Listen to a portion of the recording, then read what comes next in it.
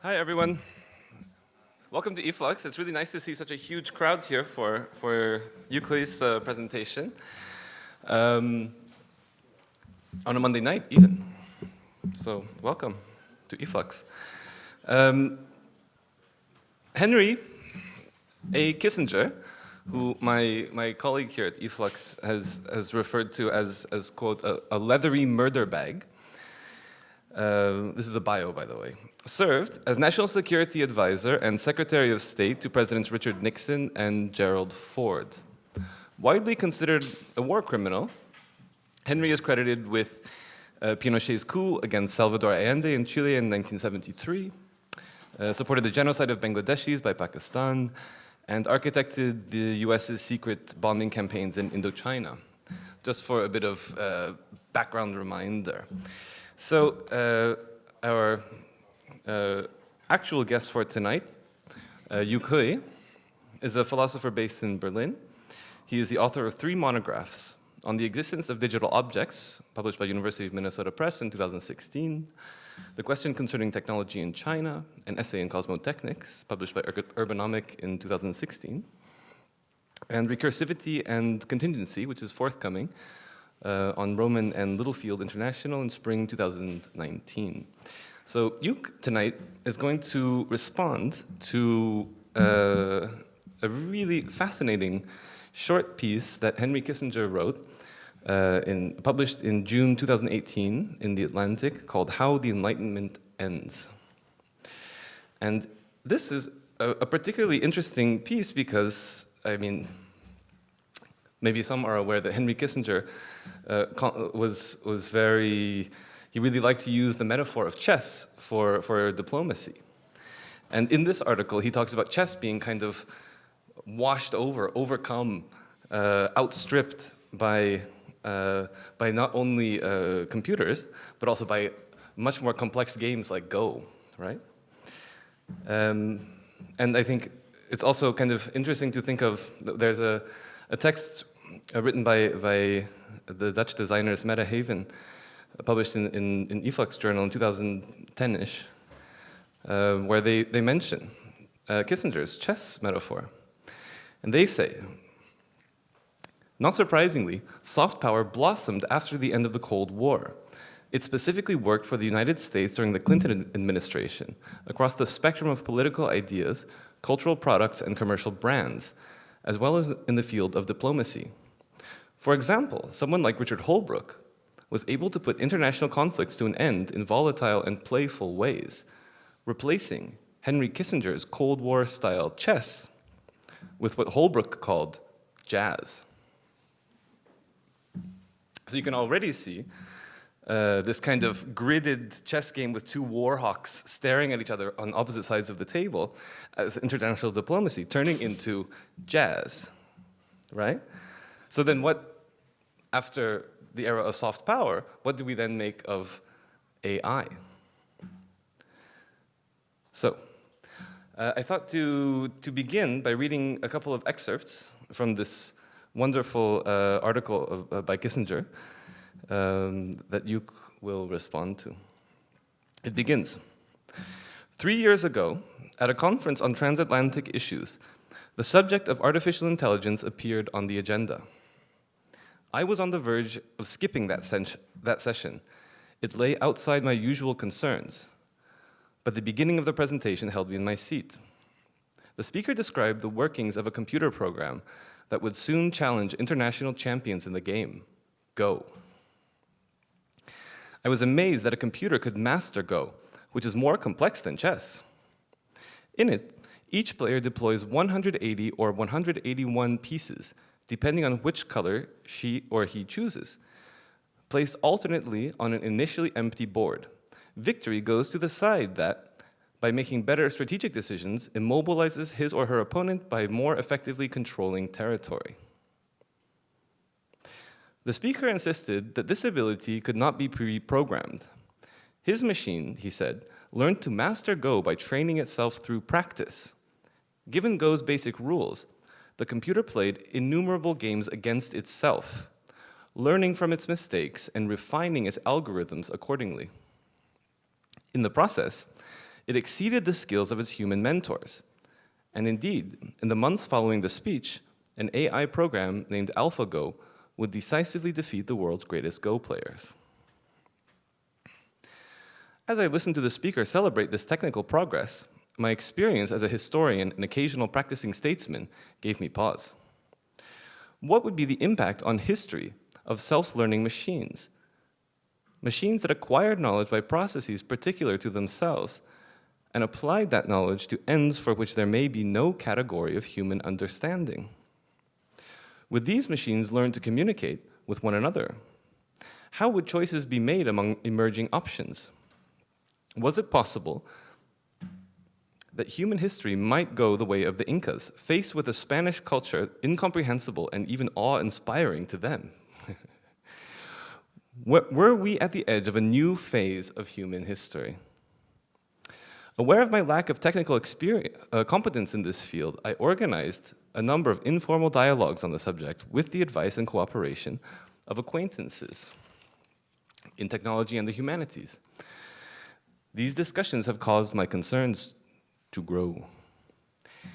Heretofore, the technological advance that most altered the course of human history was the invention of the printing press in the 15th century, which allowed the search for empirical knowledge to supplant liturgical doctrine and the age of reason to gradually supersede the age of religion. Individual insight and scientific knowledge replaced faith as the principal criterion of human consciousness. Information was stored and systematized in expanding libraries. The age of reason originated the thoughts and actions that shaped the contemporary world order. And then he ends the text in a really funny way. Cory Doctorow, by the way, he points out that this kind of Skynet horror, fear that he has of an AI takeover, is actually Kissinger mistaking a metaphor, and in science fiction, mistaking a metaphor about corporate dominance for machine dominance. And he ends the text by saying, "The Enlightenment started with essentially philosophical insights spread by a new technology. Our period is moving in the opposite direction. It has generated a potentially dominating technology in search of a guiding philosophy. Other countries have made AI a major national project. The United States has not yet, as a nation, systematically explored its full scope, studied its implications, or begun the process of ultimate learning. This should be given a high national priority, above all, from the point of view of relating AI to humanistic traditions. AI developers, as inexperienced in politics and philosophy as I am in technology, should ask themselves some of the questions I have raised here in order to build answers into their engineering efforts. The US government should consider a presidential commission of eminent thinkers to help develop a national vision. This much is certain. If we do not start this effort soon, before long we shall discover that we started too late." Please join me in giving a warm welcome to Yuk Hui.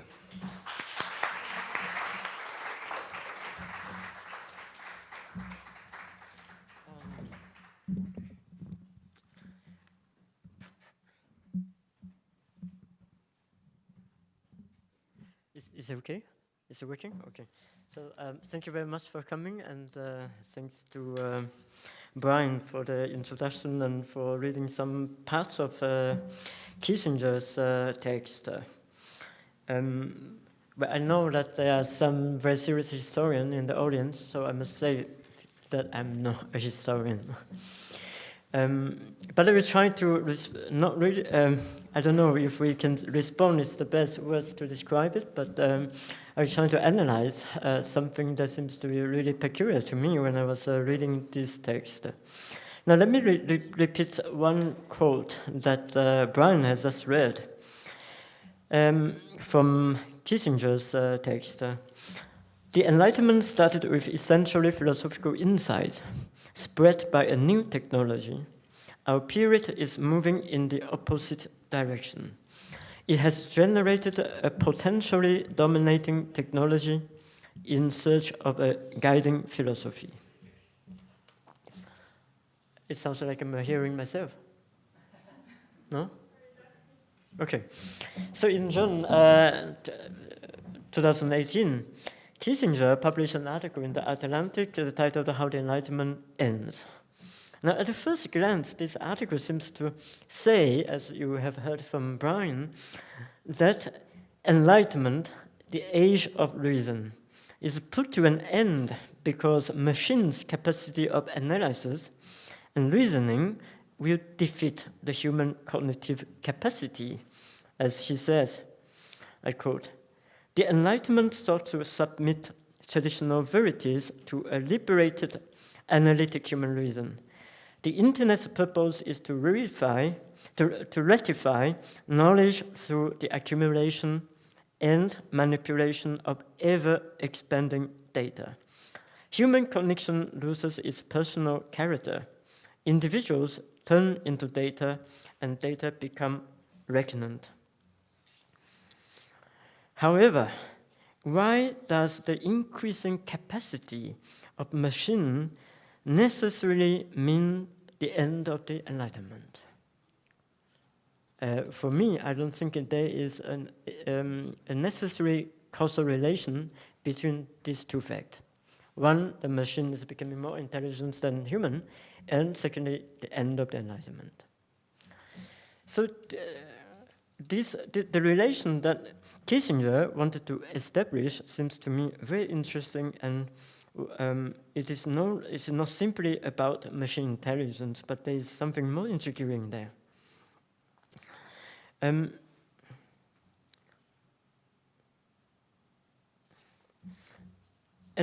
because, as I said, that the increase of the capacity of the intelligence of machine has no necessary relation to the end of Enlightenment, and it also will not need the historian and the former foreign minister to call for an U.S. national politics of artificial intelligence. So I will take this, the following response is a summary and extension of the two previous articles that I published in e-flux regarding neo-reactionaries and cosmogonics. But first of all, let's stick to the title of Kissinger's confession. How the Enlightenment ends. How did this happen? How could this unfinished project, in the words of Jürgen Habermas, be finished at all? Or one may want to consider that the former US foreign minister, China expert, have joined the anti-Enlightenment tradition of Vico, Heder, Burke, Carlyle, Tanner, Renan, Krauss, Meinecke, Spengler, and sometimes Nietzsche, and more recently another China expert, Nick Land. Kissinger expresses the sufferance of the end of the epoch, the end of the climax of the Western civilization, the Enlightenment. Like what Spengler once called the Untergang, the decline of the West. But for sure, Kissinger is a big suspect here because he claimed to have been inspired by Spengler. He says that he's a big admirer of Oswald Spengler, and Spengler was the subject of his honors thesis at Harvard University.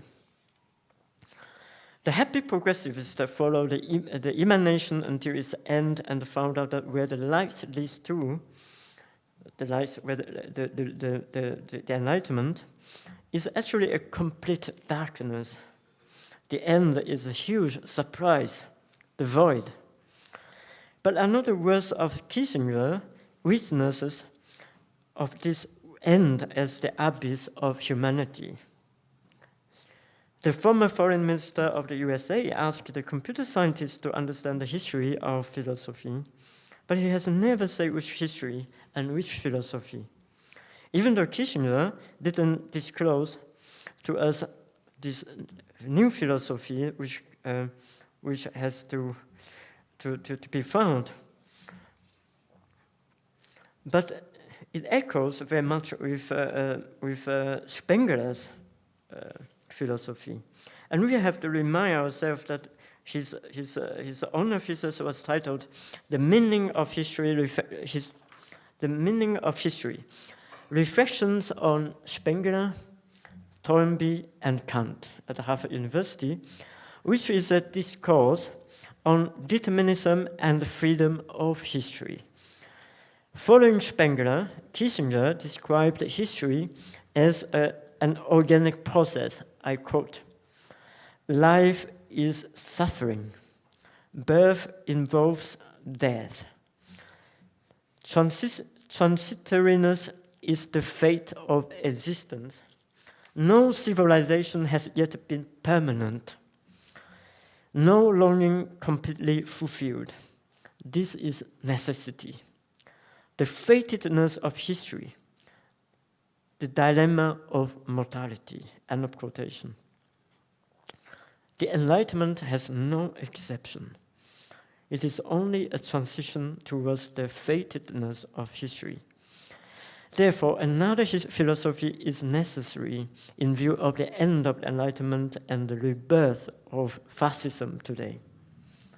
Now, Kissinger was right that the Enlightenment philosophy was spread by a new technology, or more precisely, we may want to say, it was universalized instead of spread. However, he didn't want to mention that the Enlightenment is not simply a movement of intellectualism promoting reason, but also fundamentally a political project. It was a navigation and a military technology which brought the European colonization to the rest of the world. Also opens what is affirmed as globalization today. We were told that the Enlightenment as a whole was aiming at the realization of humanity and the universal values by fighting against superstition and not necessarily religion. And it was only through science and technology that this battle was possible. The Enlightenment was also a process of orientation in which the West is the center of emanation, the process of universalization. So I would like to emphasize here on the notion of orientation, and we'll elaborate on that later. Modern technology has been conceived to be a Faustian type, but it was also a necessity. The Enlightenment depends on its technology to spread its thought. However, this possibility of self-realization is also in the process of putting it to an end. So you see that it seems like a dialectics here. No? In Men and Techniques, Oswald Spengler saw that the fault of the West was the exportation of technology outside of Europe. There's a small book by Oswald Spengler called Men and Techniques. It's very interesting. It's very short, but I think I want to read it. No, I quote Spengler. At the close of last century, 19th century, the blind will to power begin to make its decisive mistakes. Instead of keeping strictly to itself the technical knowledge that constitutes their greatest asset, the white peoples, he used this term, the white peoples complacently offered it to all the world in every Hochschule, in every high school, verbally and on paper, and the astonished homage of Indians and the Japanese delighted them. End of quote. So thanks to the selfless offering of the white peoples, today China succeeded in manufacturing iPhones, and North Korea also atomic bomb. For Spengler, it was demonstrated in the case of Japan that within 30 years, the Japanese became, he called, tennicers of first rank. And he says, continues, and in their war against Russia, they revealed a technical superiority from which their teachers were able to learn many lessons. End of quote. Now, Japan was the exemplary of the dilemma of the universalization of Prometheanism. The dilemma is that only with the spread of technology, a global essence of time is constructed and is possible. And only with this time access, European modernity becomes the synchronizing force of all civilizations. On the other hand, it also frees modern technology, science and technology as the asset, and rendered itself vulnerable in face of global competitions. Enlightenment is a faith that replaces the faith of religion without realizing that itself is only a faith, as Hegel says in the Phenomenology of Spirit. Enlightenment since long has led the road into a globalization which is its own negation. But the story is not this simple. Because Kissinger is wrong, precisely because the Enlightenment didn't yet end yet. But it doesn't mean that I defend the Enlightenment. Modern technology, the support of the Enlightenment philosophy, has dialectically become a philosophy, demonstrating what Marshall McLuhan calls the medium is the message. It is the universalizing force of technology that takes up the political project of the Enlightenment. For sure, one can use the same technology for surveillance or to facilitate the freedom of speech. And in this sense, we can identify the former evil and the later good. However, let's step outside of it and take modern technology beyond utility and to understand it as a specific form of knowledge and rationality, as Martin Heidegger suggests in The Question Concerning Technology. And I always think that the great contribution of Heidegger, as well as Simondon, is to propose ways to understand technology beyond utility.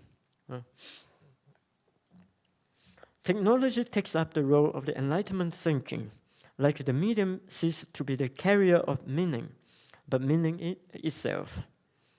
The medium is the knowledge through which progress is assured. Because since decades, these universal values, such as democracy, have been caricatured as Western value and hegemony by the Chinese government, for example. But I have also to mention that today is the National Day of China. Recently, such a hegemony seems to have dissolved into comedy after Donald Trump's victory, that the American democracy is no different from a bad populism, not to mention that as the representative of the Republican Party, the president publicly admired Kim Jong-un's dictatorship. All of these are evidence of Kissinger's claim concerning the end of the Enlightenment and the end of a republicanism that Immanuel Kant deeply believed in. So for Kant, it was the Republican Constitution which will be able to realize humanity, or to realize what he called the hidden project of nature. Of course, we must not be naive and satisfied with a facile caricature of the Enlightenment. It is unfair to say that writers such as Voltaire only insisted in the superior value of the West and paid no attention to cultural differences. Indeed, he did talk about, for example, that the great Chinese culture of 4,000 years old, and his emperor is an expert in astronomy. And sometimes it seems astonishing that Johann von Herder, and I will talk more about Herder later. I think it's important to read Herder today. It seems astonishing that Johann von Herder turned it into a weapon against Voltaire himself, accusing the Frenchman's lack of sensibility towards cultural differences and being too eager to apply the classification and the generalization of scientific methods to the others. However, it is also true that the political implications of cultural differences was much less important and radical in Voltaire than for Hegel. The universal values proposed by the philosophe, as Kissinger has rightly pointed out, can only be spread worldwide through technologies, while today this technology demands a new philosophy. But what could this philosophy be? A transhumanist philosophy, a Landian accelerationism, or a leftist version, both hoping to overcome capitalism by accelerating towards its own contradiction. Saint-Simon once believed that by speeding up industrialization and improving transportation systems, transportation networks, it is possible to achieve socialism because resources and products would be more evenly distributed. Karl Marx, once upon a time a Saint-Simonian, says that Saint-Simon is blind to the question of class, and this was mentioned by Walter Benjamin in his article on Paris, the capital of the 19th century Europe. Class means difference. A well-constructed rail network will not necessarily eliminate class difference. In the contrary, it can also reinforce inequality. Acceleration in this sense is only a way to push the Enlightenment universalism even further. It is difficult to see how accelerating technology will lead to the end of capitalism if it is not only another deterritorialization, unless it is absolute deterritorialization, but that would be Hegel approaching Deleuze from the behind and giving him a monster's child, if we parallelize Deleuze himself here. So Deleuze, whenever he says when he approaches a philosopher, it's like approaching them from behind and give them a child, but which is a monster. You know? But if there exists an absolute deterritorialization, so accelerationism is just a marriage between Hegel and Deleuze. But Hegel will do what Deleuze did to the other philosophers. Now, likewise, those who claim that technology has surpassed capitalism is no more than an anthropomorphic understanding of capitalism. An old man doesn't know how to send an email after switching from a PC to an iPhone. For sure, Apple makes revolutions every year. Now, we must admit that technological acceleration is historically necessary in the context of globalization, or what I said before, the realization of the global axis of time. Because technological acceleration in the non-Western countries is the only means that allows this country to enter into negotiation within the West-dominated geopolitics.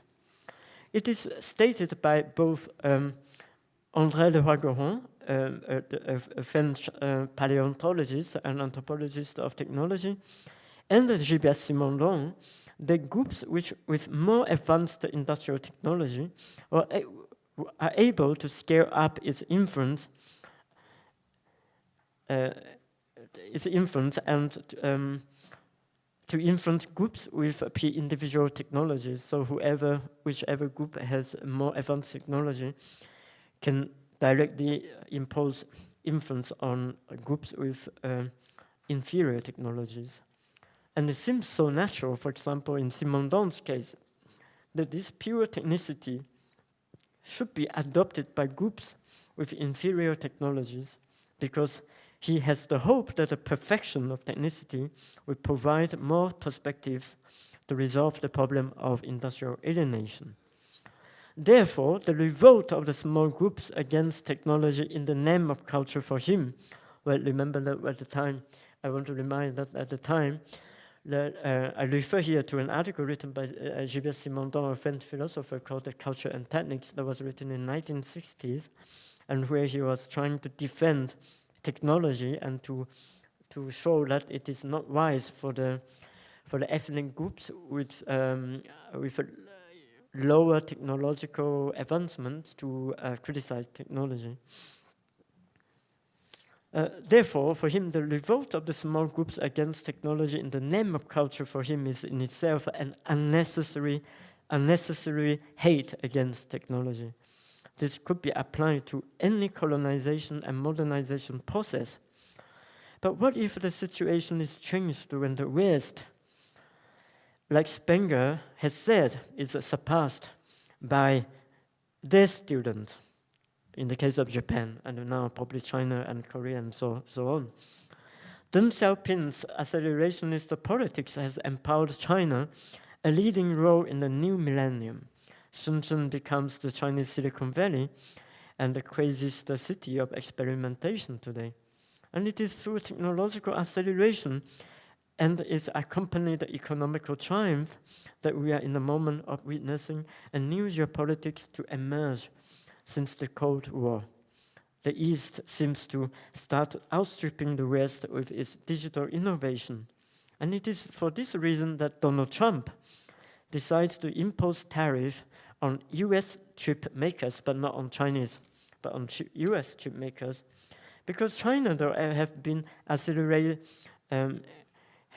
accelerating digital innovation, it didn't yet possess the expertise of chip manufacturing.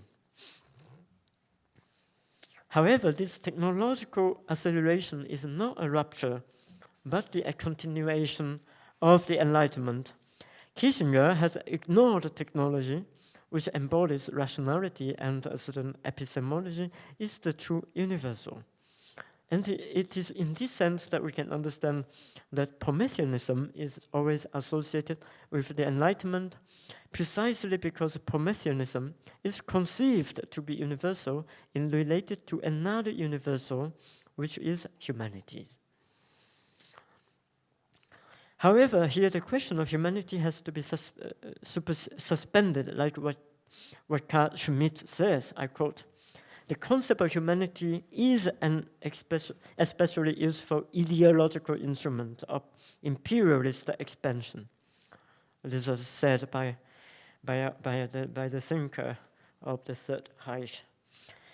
And he continues, and in its ethical humanitarian form, it is a specific vehicle of economic imperialism. Here one is reminded of a somewhat modified expression of Proudhon's: "Whoever involves humanity wants to cheat." End of quote. That's from the concept of the political of Carl Schmitt. Prometheanism is that which brings the non-Western cultures on the same time as of the Western modernity. It is also where politics resides. The synchronization process is a chance as well as a problem, because it is that which allows science and technology to be enjoyed by the whole world. At the same time, it is also that which has realized the global time essence of Western modernity. Martin Heidegger has already described this global essence when he says in his 1967 article, "The End of Philosophy and the Task of Thinking." Did anyone read it before? This article from Heidegger? I read it a long time ago, but then I come back to it recently and it was shocking. Now, in this article, Heidegger says, I quote, "The end of philosophy proves to be the triumph of the manipulable arrangement of a scientific technological world and of the social order proper to this world. The end of philosophy means the beginning of the world civilization based upon Western European thinking." End of quotation. So this domination of Western European thinking of the world civilization is for him the end of philosophy. The Western European thinking is fundamentally techno-logos. The Orientalists will respond to Heidegger with an uncanny smile. What an exaggerating statement. But the truth is easily proved when one opens his eyes and look around at the technical apparatus around him. The end of philosophy is the victory of the anthropological machine, of the Western humanism which wants to make human being God. The hype of artificial intelligence is celebrated by the neo-reactionaries and transhumanists. Those in the name of posthumanism tends to realize the sublime humanity through super-intelligence and technological singularity, a perfect ersatz of Friedrich Schiller's famous play jive, because its sci-fi nature is so playful. The Dark Enlightenment is an effort to push the Heideggerian end of philosophy to its end through an intelligence explosion in order to reinvent itself. Like the I Ching says, I quote, "When things become extremely bad, they rebound to be good." The rebound requires going to the extreme polarity first. It is by accelerating towards the abyss and affirming this messianic gesture that one can call oneself a Nietzschean, and now more updated Deleuzian. This vision of accelerationism, as Robin McKay has rightly pointed out, that is a fatal mistake, was to believe that on the horizon of the territorialization opened up by capital, there would be disclosed an original desire that could flow free of instituted structures of power, end of quote. We are confronting the unknown future with fantasies like gamblers looking at the casino tokens. But we must not be fooled by the association between acceleration and speed. The ultimate form of acceleration is not to push the speed to its extreme, but rather to change direction, like what we all have learned in high school physics. We know that acceleration is the difference between two speeds divided by time. So, but not speed, the difference of velocity. And velocity is not speed, because velocity is a vector with direction, but speed is only magnitude. And let's translate it in other terms. To accelerate is to change direction. To change direction is to give technology new frameworks and new direction. I have proposed in the question concerning technology in China and in other writings to conceive a multiple cosmotechnics in order to reflect on strategies to reappropriate modern technologies in order to give it new directions. And in order to do so, it is necessary to trace the history of this technological thought, the epistemologies and the episteme, which condition the evolution of the cosmological thinking itself. This reopening of the concept of technology is an attempt to think beyond the end. But today, Prometheanism is becoming the only option of politics today. The figure of Prometheus, described by Goethe's 1789 poem of the same title, once shouting at Zeus, Prometheus shouting at Zeus, he says, I quote, "Here I sit, forming people in my image, a race to be like me, to suffer, to weep, to enjoy and delight themselves, and to mock you as I do." It is no longer, but today is no longer rebelling against Zeus, but rather against the very human race itself, by ignoring the warming of ecological mutations and the anticipation of a sixth extension. Disasters are ignored simply because Prometheanism believes that with geoengineering, it is possible to resolve all these problems, and we know that this is closely related to what is called ecological modernism. We have to raise the question, who is Prometheus? Because since when and in what sense does Prometheanism become the name of humanity? And let me raise the question in this way. When one claims a universal Prometheanism, does it imply that all cultures arise from one type of techne, which is originally Greek? And what I'm trying to hint here is that this correlation between Prometheanism and techne, that it becomes transcendental in the ancient sense, meaning it transcends all the categories.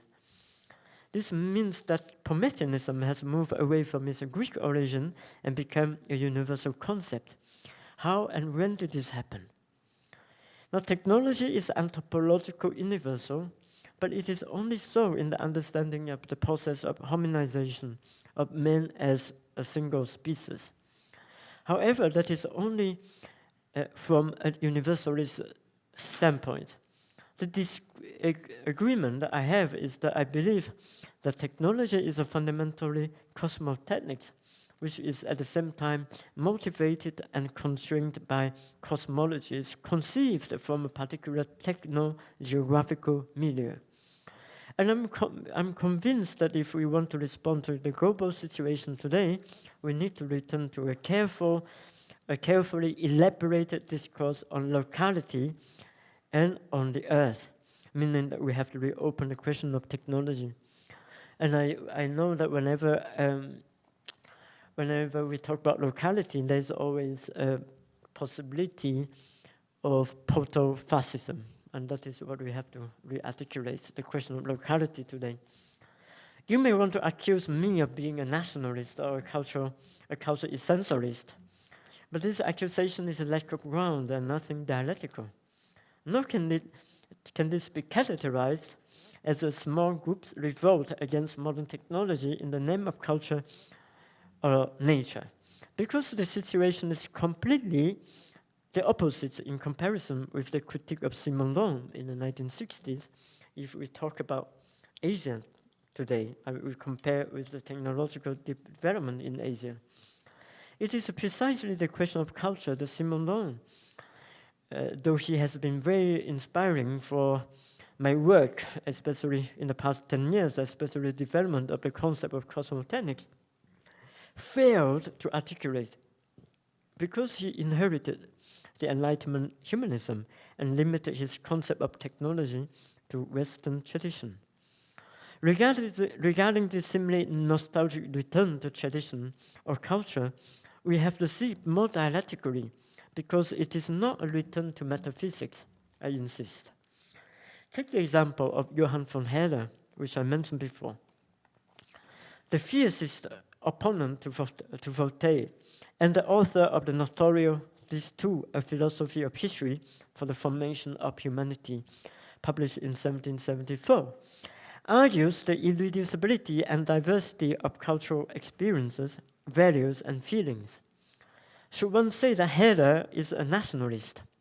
Of course, he is a nationalist.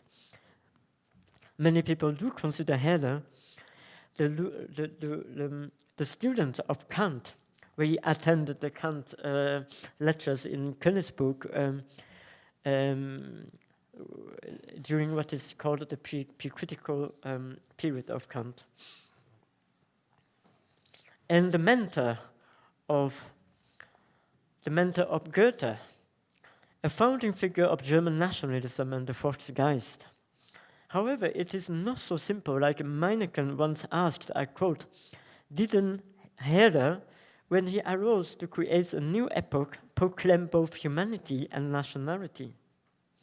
So the philosophers like Gadamer, Isaiah Berlin, Charles Taylor, Berlin sees in Herder's thought of both a populism and pluralism. And it is equally true that Herder is considered a real cosmopolitan thinker who proposes a cosmopolitanism based on heterogeneity instead of homogeneity, more advanced than a better politics than his teacher Kant. Now, I think Herder is at least right to affirm differences, but it is not because there is an essence in each culture. And if I say Chinese culture, I will be reports immediately about the very notion of Chinese itself. Rather, what he affirms, Herder affirms the question of locality and the equality of our cultures. Humans are formed in this distinct symbolic and linguistic worlds. The heterogeneity consists of different forms of knowledge and relations to the world and the earth, which is not measurable according to the progress of modern science and technology. The end of the Enlightenment has to begin by appropriating Hera, Abhigadama, Berlin, and Terra. And to understand this heterogeneity as a transformative power, instead of retreating to a certain vogue and depending on the feeling to resolve intergroup tensions. This radical pluralism is recently reopened and mobilized by anthropologists such as Philippe Descola, Eduardo Verelos de Castro, among others, as a response to the ecological problems associated with the Anthropocene. The knowledge may allow us to consciously reappropriate modern science and technology to give it a new direction in the time when the planetarization of modern technology allows such a possibility. Or we may understand Kissinger's end of enlightenment claimed by seeing it as a realization of what we called earlier a global access of time. And it is the moment which I describe as disorientation. Disorientation carries a double meaning here. It is at the same time that one loses direction and doesn't know how to orient. It also means that the Orient is no longer Orient in this process of synchronization and globalization. It is this inability to orient that gives rise to fascism and xenophobia, which are described in the Hegelian terms as unhappy consciousness. Fascism is considered as an identity politics, an identity as orientation. However, it only comes out of a disorientation, as I claim, an incapability to understand the technological condition. The disorientation was desirable because it was a necessary deterritorization of contemporary capitalism, which facilitates its accumulation beyond temporal and spatial constraints. And war is a technique of disruption par excellence, millions times more vast and effective than what Uber and Airbnb could have achieved.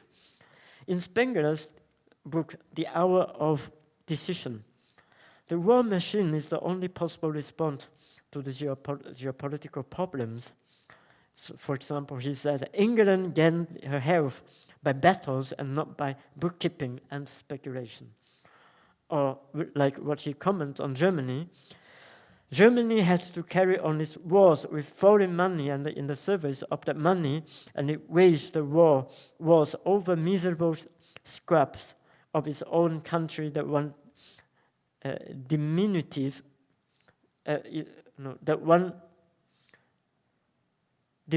state took from another. And of course, this war solution didn't only appear in the West. The Kyoto School philosophers have also proposed a total war, which is from the German Totale Kriege, as a means to overcome modernity. With the global competition on the development of artificial intelligence and astral technologies, be the new condition of such a war.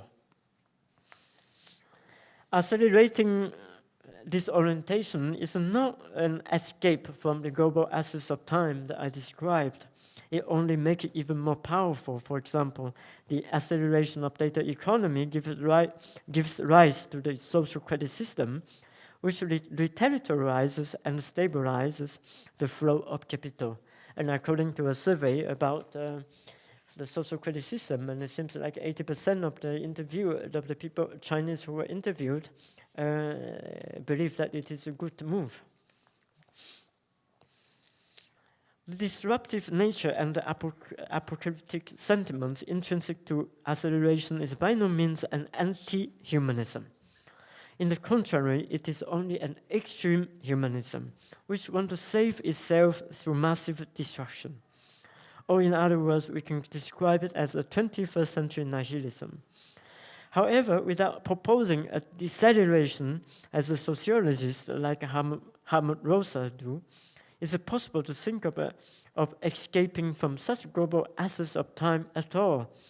We will be able to undo this historical synchronicity in order to advance it into other directions, or there is a world waiting ahead which is going to announce for itself the destiny of humankind. But certain forces are dragging us backward. Firstly, a certain dogmatic thinking present in non-Western civilizations since the beginning of modernization associated with the colonial mentality, which we may call the curse of Spengler, who wrote in The Hour of Decision, I quote, in immemorially old Phallian peoples, such as the Indian and Chinese, can never again play an independent part in the world of the great powers. They can change their masters, drive one out, as for example the Englishman from India. But it is only to succumb to another. They will never again produce a form of political existence of their own, for that they are too old, too rigid to use up. End of quote. The failure, to my view, is largely due to the fact that the question of technology is not yet sufficiently addressed. The technology is still understood as utilities, and man is not yet able to see the kingdom of ends beyond these limited utilities. And therefore, the perfection of technology is only measured by its efficiency. The efficiency, of course, is a very important factor that we should not dismiss easily, but it should not be the dominant one. The other factor dragging behind is a cynicism, which sees no way out, as Spengler has already predicted. I quote, "Optimism is cowardice." True, who can escape the economical and geopolitical competition driven by artificial intelligence if we assume that this technological linearity is identified with the progress of humanity? Indeed, we don't need any authority to tell us that artificial intelligence will have a significant impact in our society and in our economy. If China or Russia slow down their technological innovation, they will be losing their competence, as Putin has already announced for us last year. Was 1st of September last year when he gave a speech to the Russian children. He says whoever leads in AI will dominate the world. So the children are told so already. There is a real necessity of technological acceleration and innovation as a synergy between nation states and capital. The fact is that both pessimism and optimism are not only wrong, but also bad. Cynicism is prevalent, and it will continue to be so when man continues feeling more and more helpless in front of the accelerating technological systems which have increasingly decentered humans from all types of operations. However, a true philosophical thinking can only be produced in view of this seemingly impossibility. Now, to conclude, I'm not saying that modern science and technology is evil. It was my first formation, my first training, and which I'm still working on. Neither am I suggesting that non-European cultures and traditions have been destroyed by evil modern technologies imposed by the West. It would be too easy to align myself with Alexander Dugin's.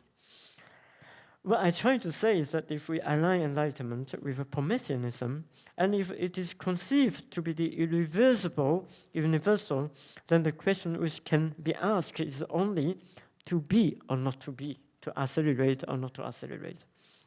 But if we understand that there have been many technological thought which may allow us to transcend the limit of sheer rationality, then we can probably find a way out of the never-ending modernity and the disaster that it has extended.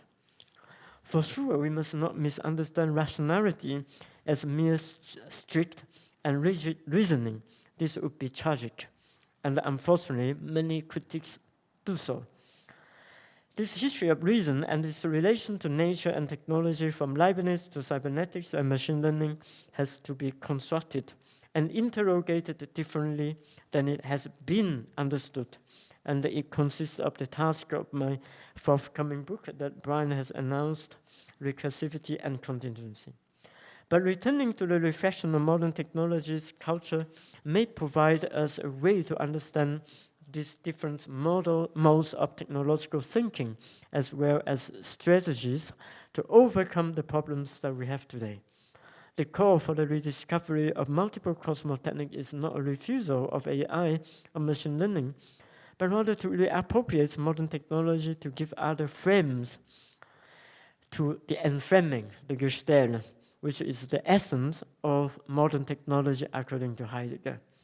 And if we want to surpass modernity, that there's no way to just reset it as it is not working properly, like what Bruno Latour wanted to do, but rather to escape the global access of time. And I tend to believe that the true acceleration is one that produces a bifurcation in the sense of whitehead. One that does not just consolidate the global access of time and being assimilated by it, but rather one which is capable of changing directions. And this is why I propose to conceive a multiple cosmotechnics and remain hopeful that the example of China that I illustrated in my last book will be a starting point to reflect on the question of future beyond the hype of ethno-futurism and techno-futurism. The questions are not about how to make VR more real or AI more intelligent, but rather to detach us from this humanism associated with it and to propose new forms of psychic and collective life to renew relations with non-humans, the cosmos, the earth. And in this sense, we may not want to take Kissinger's statement as a target of criticism, but an invitation to think beyond the end of the Enlightenment. And this is the task of thinking in its plural form. And when I say task of thinking, I make a reference to Heidegger's 1967, The Task of Thinking and the End of Philosophy. So maybe let me conclude with a sentence from Kissinger himself by decontextualizing it. If we do not start this effort soon, before long we shall discover that we started too late. End of quotation. Thank you very much for your attention.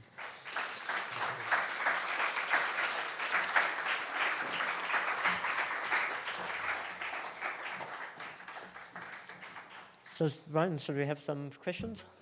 Yeah.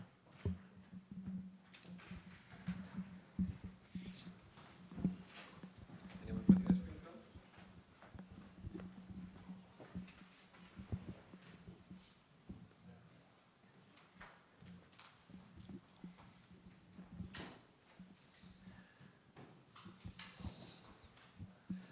I mean, I can ask a question about the end of the Enlightenment, right? So if after the end of the Enlightenment, we might see a kind of like a historical abyss that opens up, right? So we think about the future and we think about the past. So if we are to approach the question of locality, we are a bit afraid, as you mentioned, of overlapping with fascism, right? But then maybe also fascism is a kind of is in recent memory, but then what we find structurally closer to localisms that we find with corporations is feudalism as a very concrete historically rooted relationship to locality. which is also extremely compatible with corporations, family businesses, which Thatcher loved. It's this kind of pre-capitalist fantasy may also be part of the fantasy of the local, the Hobbitshire. Okay, so that's your question. Yeah, I think what is so interesting here when Kissinger related the end of Enlightenment and the necessity of developing a national politics of AI, it is because that the end of Enlightenment is also the end of this process of universalization. And if, of course, as I said, I try to claim that she was wrong, because what we're seeing is the continuation of such a process of universalization. But if we want to put into an end, then we have to go back to the question of a pluralism. And this pluralism can only be articulated by returning to the question of locality. And when I say locality, it doesn't really, it doesn't have to do with nationalism. Even it is easy to be twisted as a kind of fascism or nationalism.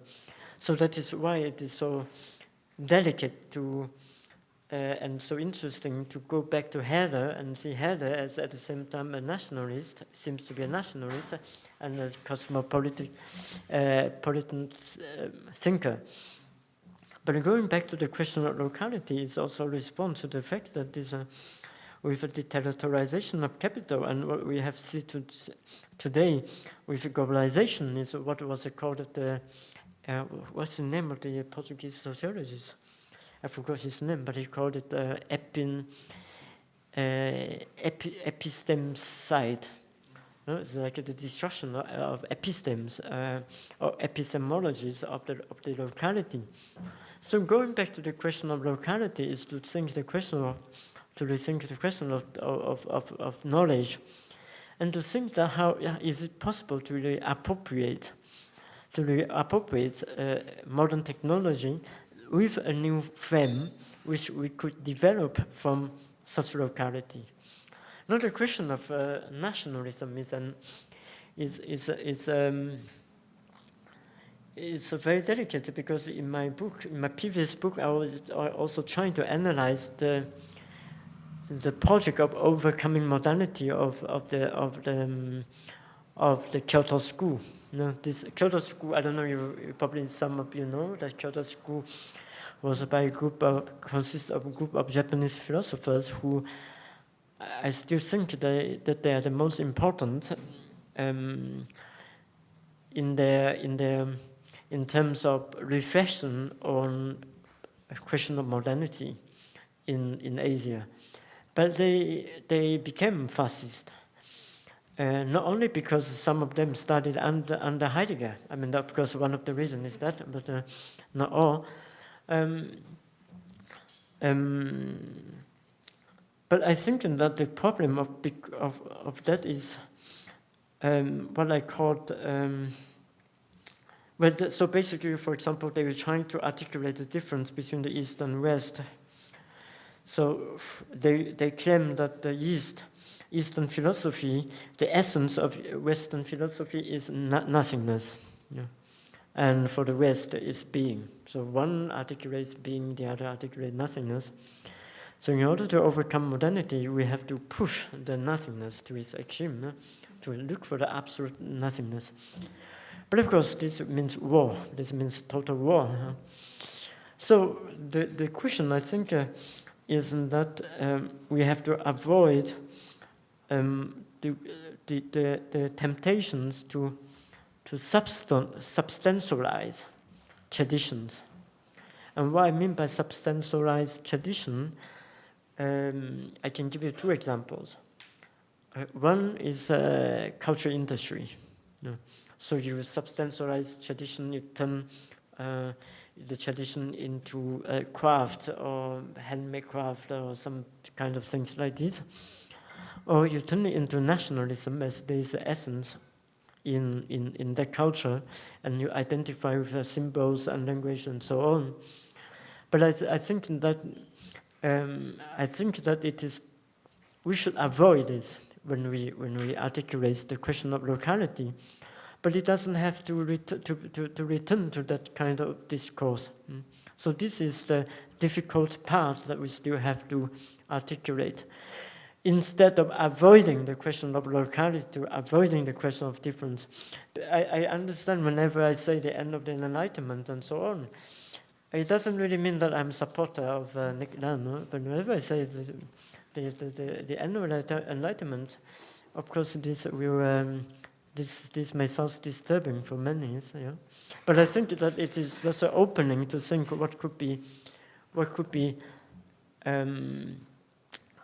what can we start after this end of enlightenment, but also, as I emphasize, in when I talk about Heidegger, the end of philosophy. And what does it really mean by the end of philosophy here? I have a question about Heidegger and about Heidegger's conception of history, and maybe through that about yours. Yeah. So something that always perplexed me, I feel like there's a contradiction in Heidegger. On the one hand, he insists on discontinuous history or something more complex. There are epochs of being that are fundamentally different from each other. At the same time, he can talk about something like the end of philosophy. And there's also a sense that there's something in common to all these different epochs of being, and this is the project of kind of increasing some sort of domination over being. So the contradiction seems to me that in the sphere of time, there's a desire to talk about something other than a universal global history, but at the same time, somehow we fall back on that always. And I seem to hear a bit of that paradox in your approach. So even this idea of like what begins after the end of the Enlightenment, now it seems that you want something other than global history, like universalization, but at the same time it's kind of presupposed in the very diagnosis of the present as an end, you know. You see what I'm saying? But this is a very complicated question because, first of all, the way that Heidegger perceives history and philosophy, and Heidegger, he is always very clear when he speaks. He said, when he talks about history, when he talks about the question of being, it's always very clear for him that he's a Western thinker. He always emphasized that he studies as a thinker of the Abendland, of the Occident. No? And what he was talking, of course, is also the Western history, or history of Western philosophy. So when he's talking about the end of philosophy, where he says the end of philosophy means when in 1967, when he was asked by the journalist from Der Spiegel, he was asked what will replace philosophy after its end. And if you remember correctly, he said cybernetics. No? So why? Because cybernetics for him. So the Western philosophy in the since Plato on and Aristotle on, is a process of self-realization in modern technology. You know, so modern technology is the realization of philosophy as such. So when he said that the end of philosophy, it means also the domination of the world civilization by Western technology, science and technology, he was describing what he was observing at the time in the 1960s. And for myself, so therefore he asked for another beginning, the andere Anfang. That is always Heidegger's point, is that to look for another beginning, not a new beginning, but another beginning. But where the hell is this other beginning? Where can he find another beginning? So one way is that you go back to the ancient Greeks, and in order to see with the pre-Socratic thinkers, is it possible to think the question of the other beginning? And for myself, this is, I try to explain, try to understand, or try to demonstrate that Heidegger wanted to return to the question of cosmotechnics from how you want to identify with the ancient Greeks. So this is the way I read Heidegger. And I think in that, for me, when I say that we're trying to look for a plurality or so, and my critique of the universal, but let me be clear with that, it's not that I reject that there is no universal. It's only I try to show that universal is only one dimension of things. And being one dimension doesn't mean that it is the totality, is the absolute substance. And that we have to be very careful. Because there are different ways of articulating technology. I can say, this pen is the extension of my arm, of my hand. With that, I can write. So I don't need to use my finger, for example. So from the perspective of harmonization, there is a universal part, because it's the extension of my body and the exteriorization of my memory. So we agree there is a universal dimension of technology, but it is more than that. Technology is more than that. So it's not that I reject universal as such. It's because I think that if we think together with Heidegger to understand what he called the end of philosophy and the domination of Western thought or European thought, then maybe it is the moment with this end of enlightenment, we can use it as a momentum to think what could be opened up to the world. Because the process of modernization that we have, for example, in China, 150 years of modernization, this modernization process is actually a process of synchronization. And this process of synchronization, for me, is really disturbing when you understand it, when you look at it from the perspective of translations of philosophy, for example. So, for example, you can find the same term in Chinese for metaphysics, for nature, for techniques, and so on, but actually, in fact, they are not compatible. But the modernization process have to enforce a kind of synchronization through translation, which looks for equivalence between concepts. So what I try to do, and I suggest there, is to undo this concept and see what can be opened up with what is called the end. Because as I said, that Kissinger was not right by claiming that it's the end of enlightenment. But maybe we should take it as an end.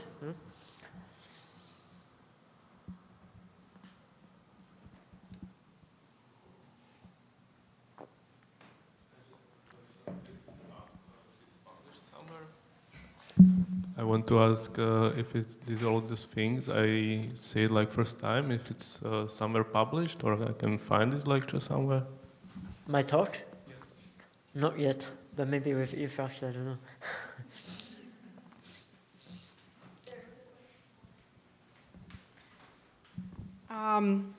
What about the sort of implicit Western metaphysics in programming languages that are used for the development of AI?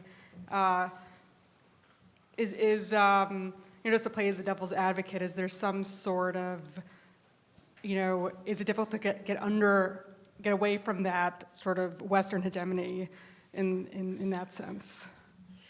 But you know that there are many people working on programming languages based on non-European languages, no? But for me, this is I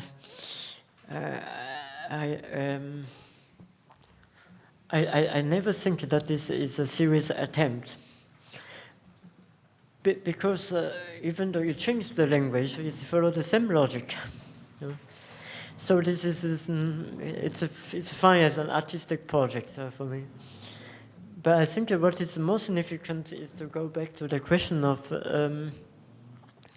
to go to the question of epistemology, and also the question of episteme, because in how we define intelligence or how we define things in a computer program is always conditioned by certain epistemology. So the question is not about changing the programming language, but rather to altering what is the epistemological presuppositions in the programming, in the software or in the program itself. I don't know if you see what I mean. Yeah.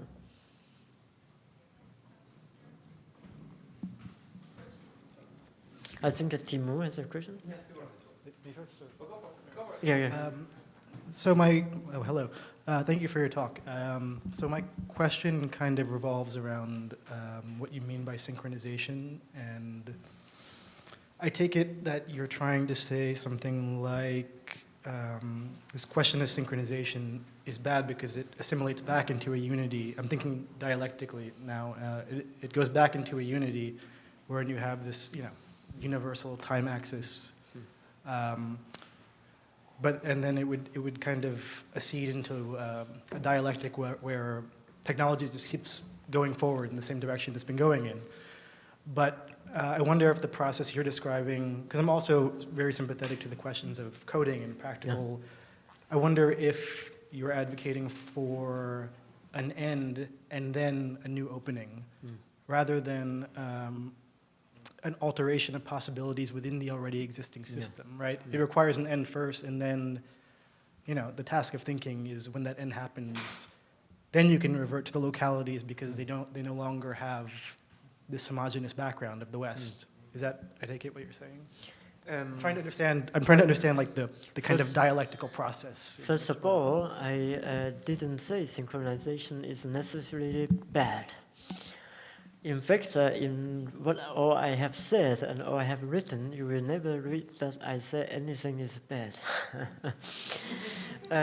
Because good and bad is not a good judgment for things, because technology is always good and bad. Synchronization is always good and bad. I mean, I'm speaking English with you. This is a synchronization. If I'm not speaking to you in English, then you may not understand me, and I won't be able to understand you, and we won't be able to produce any difference. That's to say, we won't produce any dichronicity. So synchronization is also one way through which that difference or different interpretation could be developed. So from this perspective, of course, I will not say that synchronization is bad. But when I say synchronization, is that I saw that like what Heidegger has said and what myself have experienced with what is called a modernization, is that basically the synchronization process. It brings many benefits, for example, communication and so on and so forth. But it seems to me that it is also necessary to undo or even to reopen this synchronization process. We can imagine. Let me explain a little bit to you with the help of certain visualization, that we can imagine that our histories, they are separated in different time and space. But in the process of modernization and synchronization, we see that actually coming to the same point. And this point is called technological singularity, or homogeneous, or superintelligence. No? As if there is an end. No? Like what Hegel says, the end of history is a theodicy in the sense of Leibniz. Now, my question is that when it coming to these conversions, is it possible to reopen this question of history again? Is it able to produce or to imagine a bifurcation of this historical process? And in order to do so, we have to give new directions or the task of thinking will be to give new directions to history and to technology, to technology in order to create a bifurcation of time. Does it answer your question? Yeah. So do you think that this convergence is already inevitable, or it's something that is just a reified concept and then it's just a matter of sidestepping it in a sense?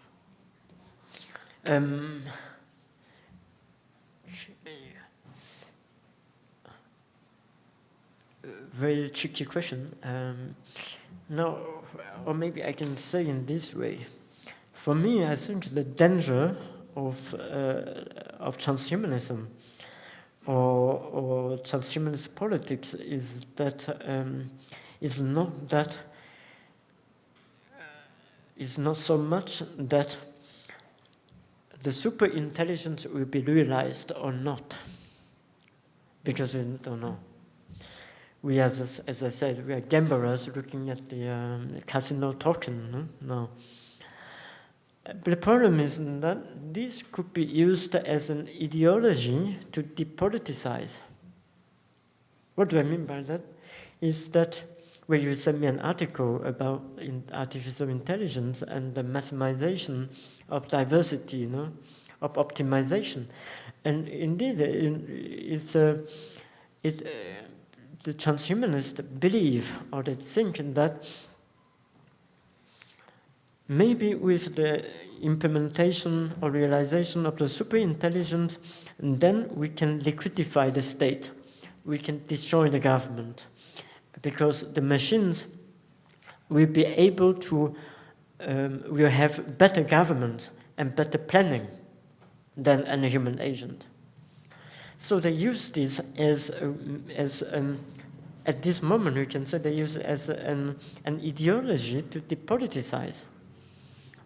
So, but I think that that for me is the real problem.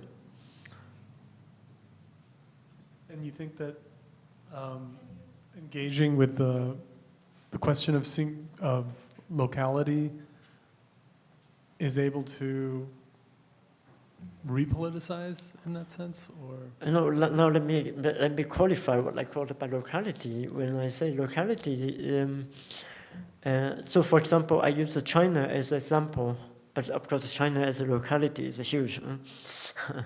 I use China as an example to suggest that instead of talking about a Prometheanism, which is inevitable and which is the only option for politics, will it be possible to start from this locality to figure out its technological thought. And I think this equation is very much ignored, well, at least to my knowledge. I once was in dialogue with some friends from India and from South America, and I asked, what do you have a technological thought in your culture, or does anyone try to formulate it? I was told no. So when I say return to locality, is not simply to say that let's go back to a village, let's go back to a small town, but rather to articulate the technological thought and its epistemologies and its epistemic transformations, and then use it as a standpoint to think will it be possible to give a new frame to the technological development, instead of being driven by that by the hype of technological acceleration.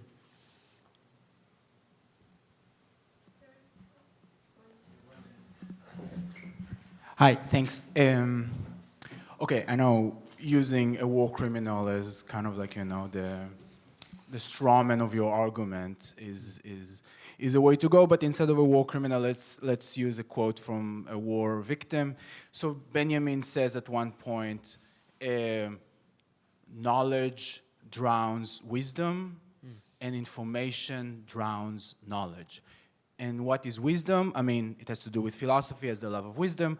It also has to do, he just defines wisdom as counsel woven into the fabric of everyday life.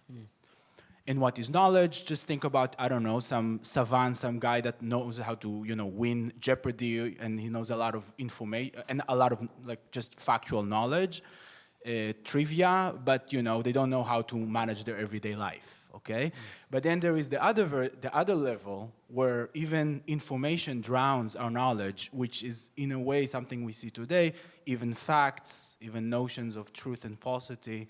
What is actually the case is being drowned by this endless information. And in many ways, that's what the Kissinger article, if you put artificial intelligence and technology aside, is trying to do.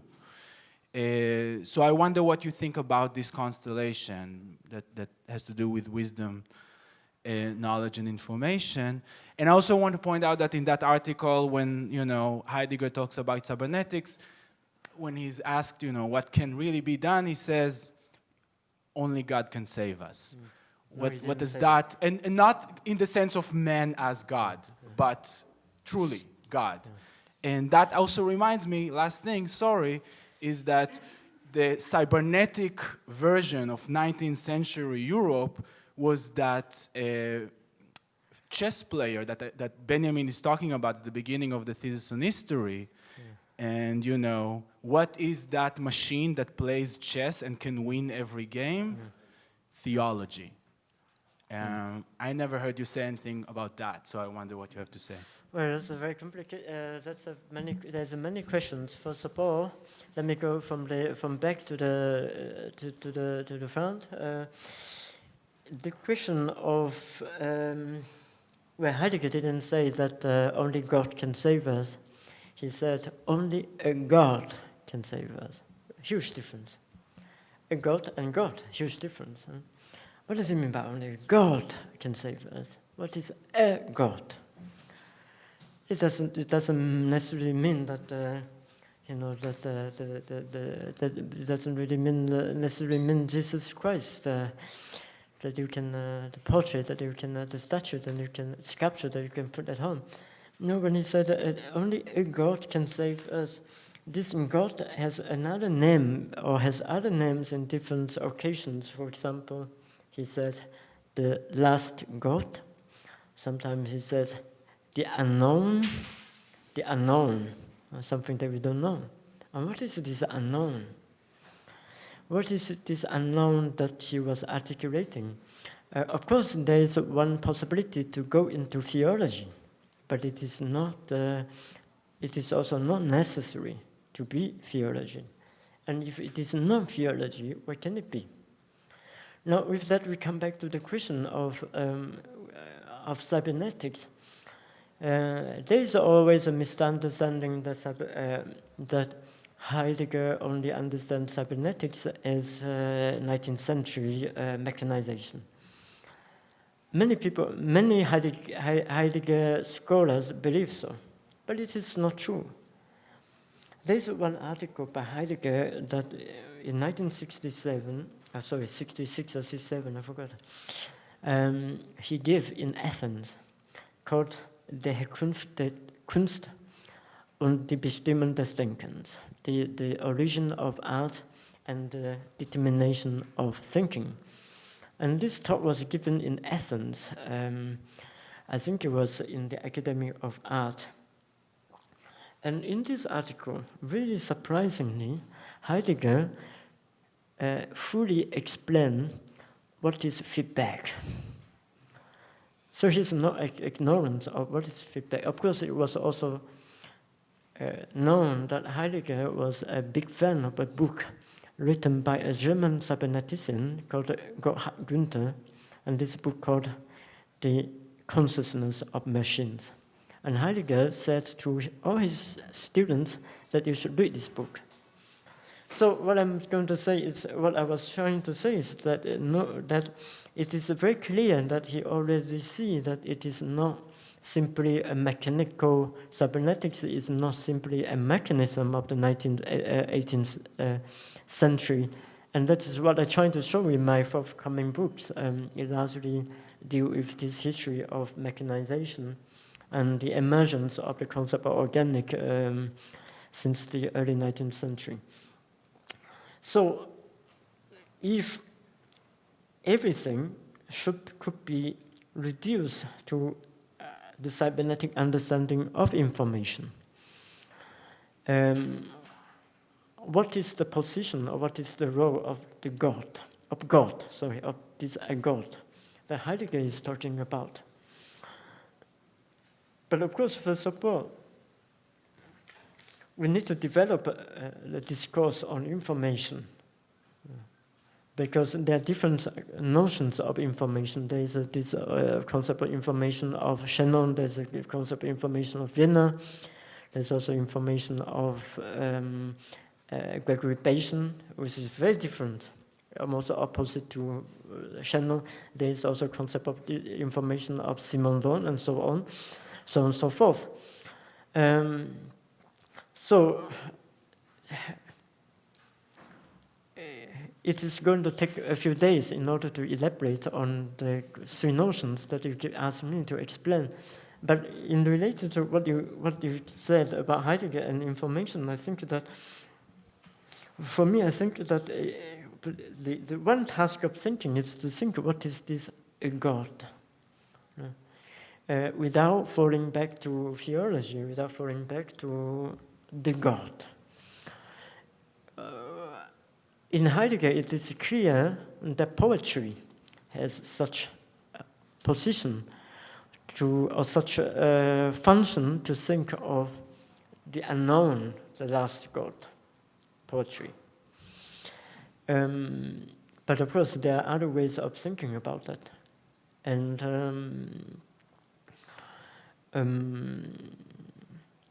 that means that there is a certain framework which is much larger than technology, a framework which is much larger than the cybernetic reduction. But what is this framework which is larger than that? Or not or maybe framework is a very technical term, but a reality, a technical reality, a reality which is larger than the technical reality. And I try to elaborate this because I think this is, I don't know if you know the book by Simondon called On the Modal Existence of Technical Object, but for me the third part of this book is an attempt to resolve that. But maybe that would be too much to elaborate on that. Thanks so much, Yuk.